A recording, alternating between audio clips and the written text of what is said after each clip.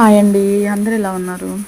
ఇది night video అండి. Night నాకు అప్డేట్ చేయడం వీలు పడట్లేదు, అందుకనే మార్నింగ్ పెడుతున్నాను. చిన్నపిల్లలకి నిన్న డేలో అన్నం పెట్టలేదు కదా, అందుకే నైట్ పెట్టాను. అంటే ఒక పూట పెడుతున్నానండి, 2 పూటలు పెట్టడానికి నాకేమో టైం కుదరట్లేదు. పైగా రైస్ కూడా ఎక్కువ వండాలి, బాగా ఎక్కువ వండడానికి నేను ఇప్పుడు వండుతున్న గిన్నె లేపడమే నాకు ఇబ్బందిగా ఉంటుంది. అది అన్నము లేపడం నా వల్ల కూడా కావట్లేదు, ఆ హెవీ. సో అందుకోసమని నేను ఒక్క పూట పెడుతున్నాను వీటికి. ఆ ఒక్క పూట కడుపు నిండా పెడితే సరిపోతుంది కదా అని చెప్పి ఎక్కువ తీసుకెళ్ళాను.